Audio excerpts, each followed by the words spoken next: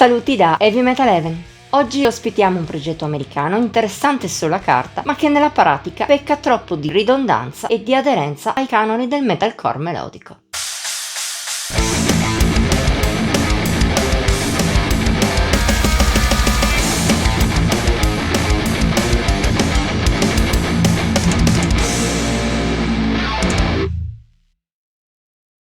Come abbiamo spesso raccontato qui su Heavy Metal Heaven, l'originalità da sola non basta per realizzare grande musica, specie poi se questa originalità si limita a qualche dettaglio e non a un suono innovativo. È proprio il caso di What the Fire Left.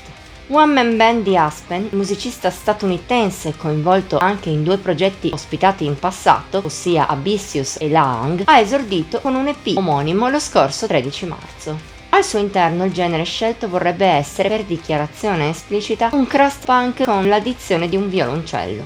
Ma dopo molti ascolti la realtà che emerge da What the Fire Left è diversa. Abbiamo piuttosto un metalcore con influssi punk, ma per il resto molto più orientato verso la branca melodica e moderna del genere, con tutti i suoi crismi. Lo si sente soprattutto nei fraseggi, in cui il violoncello viene usato come potrebbe essere usata una chitarra nel metalcore più canonico.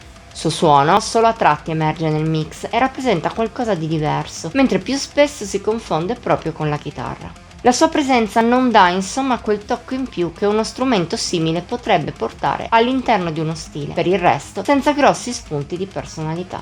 Il problema principale di What the Fire Left è però la mancanza di idee. Nonostante la durata sia sotto al quarto d'ora, melodie e impostazioni tendono a essere molto ridondanti, a variare poco di brano in brano. Ma l'effetto non è di una sola canzone in 5 parti. Al contrario, ne risulta un EP molto anonimo che non evoca quella ferocia e quella disperazione che sarebbero nel suo potenziale. E sì che il progetto non manca di buoni dettagli, come un'abilità non male nella creazione di riff efficaci o lo scream molto tagliente del mastermind.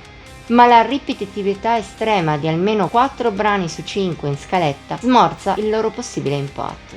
Se prese a sé stante nessuno è malaccio, insieme creano un disco che viene a noia con facilità. La riprova di ciò è che l'unico brano a spiccare davvero è la closer track Bone, proprio per il suo distinguersi dalla massa. Più lenta del resto, brilla per il suo forte senso di mestizia, di sconfitta, per melodie intricate e per qualche bel passaggio in cui il violoncello si sente davvero per com'è. Per il resto si possono citare al massimo Refusal e Hope. La prima è un po' più cupa e incisiva nella media grazie a riff profondi e alle urla laceranti di Aspen, capaci di creare un'atmosfera angosciata. La seconda si segnala invece per un filo di aggressività in più, per alcune ritmiche incisive e per altri momenti in cui il violoncello esce fuori chiaro. Ma a parte ciò è simile al resto, il che lo rende un altro episodio migliore da solo che nell'economia dell'EP. In conclusione non c'è rimasto molto da dire. Se l'idea di base e le indubbie capacità del mastermind, udibili anche qui, salvano l'EP dall'insufficienza, è tutto ciò che riescono a fare. What the Fire Left è un disco piatto, carino, come ascolto a tempo perso e nulla più. Non lo diciamo con cattiveria, ma con sincero dispiacere. Il potenziale alla base del progetto è elevato, ma c'è molto da lavorare per affinare la formula e renderla personale. Specie se Aspen volesse continuare a proporre dischi fatti di variazioni su un tema. Non è un'idea sbagliata in toto, ma il polistrumentista statunitense dovrà pensare molto meglio la propria musica, per evitare l'anonimato e la noia in cui questo EP scivola spesso. Speriamo di risentirlo meglio in futuro.